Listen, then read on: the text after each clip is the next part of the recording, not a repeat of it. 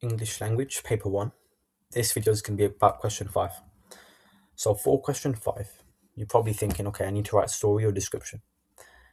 But what makes a good story or a good description so that I can get higher marks? An easy way to look at it is just these 3 things. If you have good language devices, if you have good structural devices, and you have good vocabulary, that will help you get higher marks. So for example, structural devices that you could use: foreshadowing, shifting focus, repetition, dialogue, that's a structural device.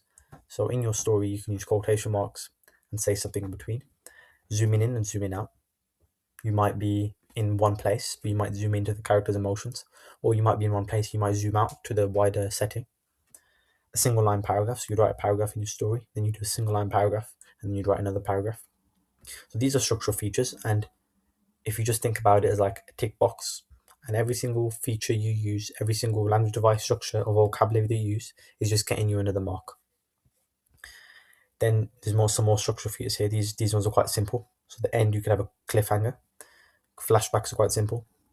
Shorter sentences are long sentences. So in your story or description, you try to write a short sentence, and you try to write a long sentence instead of just keeping them all around medium length. That's just quite average. So if you have different lengths, that counts as a feature. Then you use big words. So you get some big words. You're using the big words in your story, in your description. That's quite simple. And then using language devices, the normal ones like this: hyperbole, juxtaposition, just adding them into your writing. So in the question 5, you're adding these in, you're adding structural devices, you're adding big vocabulary in. These are going to improve the marks you can get. So for the question 5, I'm saying to pre-plan it. Write 4 paragraphs that you're actually going to remember. Don't write 4 random paragraphs about something random. Do 4 paragraphs that kind of make sense in your head, yeah? So it's easier for you to remember. So for example, these are paragraph ideas, so you don't just go off on a tangent. Maybe in the first paragraph, set the scene as a story would. Then you might do a flashback story. Then you might be describing the setting. Then you might zoom in, you might zoom out. And you can also zoom into the character's emotions, like what's going on in their head. It's just different things that you put in a story. If you're going to use AI, don't use AI to write the whole story and then just copy that in the exam.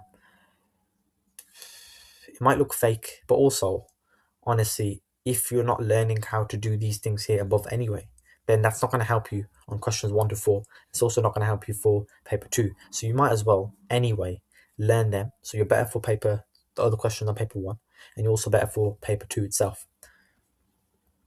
Maybe you can use AI to give feedback. So put your story and write your story down, but then ask it for feedback and say, what can I improve about this story? Don't just ask it for language devices. Maybe ask it for structural devices. So where in the structure can I improve my story? And then the result should be you have a nice story. Mine was about the first day at school, or the last day of school. I think it was the last day of school. And there was people in the theatre, and it zoomed in on the emotions, then it focused on the description of the setting, then it went as a flashback of the year. So I used structural features, I used the big words, I used the language devices. I got an 8. I don't know if it was because of the pre-planned question 5 or something else, but I did all right. And then I also had in my story a space where I knew I would link it to the question. So whatever the question was, I would have like a little thing in my head. Okay, now here I have space. I can write something that links my story to the question. And when you link it to the question, try to make it a bit obvious. Don't just put one sentence in. Kind of weave in the question as much as possible. So you kind of have the intention. You seem like you have the intention and you're actually going down what the question is asking. Do question 5 first. It's half the paper. If you're getting 35 on question 5, then you're getting a few marks on the other ones. You can still get 60 out of 80, which is, for most people, that's a good score. If you can get good on the question 5, that's most of the marks, they're good. If you mess up on the other ones, you might lose 2-3 marks. If you mess up on the question 5, you might lose 10 marks. So just think about that. Sneaky tip is write down the methods you've used and then tick them off as if you like planning. So on another paper, the question 5, you write down the methods you've used and you tick them off. So it seems like to the examiner that this was just your planning space, but it also shows that you've actually used those methods. And it seems like you didn't pre-plan the question. So you can do that. Advice on just the mentality for it is aim for good enough on questions 1 to 4. And great on question 5, but do that question 5 greatness in your own time outside of the exam. So really put all your effort into making that question 5 a great answer. And then 1 to 4, try to aim for good enough.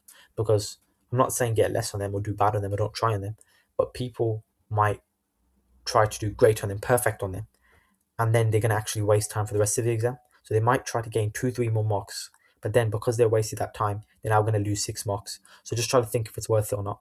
And generally, it's better to just to be safe, take it easy instead of trying to aim for too high and then you risk falling.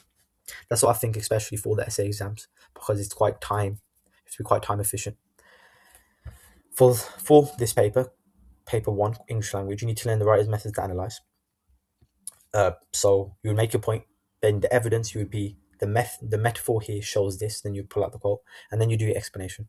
Now I can also say to help you, so learn from English literature, because you've done 2 papers now for English literature. AO1, AO2 is still the same. So look back on it and think, how was my points? What did I need to prove on my points? And how was my analysis? So you can actually, if you strip out the context, if you strip out the quotes, if you strip out all of that, the point and the evidence and the explain is still the same for English literature and language. So reflect back on your literature papers and think how you can improve your point, your evidence, and your explain. And don't rely on the plan. For me, my plan question when I did it in the exam, it was kind of a showcase of my maximum potential. Like I could have written that question 5 if I had a long enough time frame. Don't try to just rely on it as like a cheat or trick, because in the exam it might go wrong. You don't have a backup plan because you haven't actually learned the writer's method. You haven't actually learned to analyze. You haven't actually learned the structure. So it might go wrong. 1, 2, the question might be tricky or something like that. So just don't rely on it. Try your best to actually know and understand things, and just try to make it like this is my best piece of work. I'm just going to put it into the exam. So for this paper, make sure you know your writer's methods, metaphors, structural devices, because you need to analyze those. On the question 5, definitely try to use as many big words as possible. And I know a lot of people don't have that wide vocabulary, so that one you might actually have to remember a few specific words that you're going to use. Other than that, that's the question 5. Pre-plan it. Question 1 to 4, know the structure for them. Point, evidence, explain. Generally around that. Just keep it nice and easy. Follow your structure.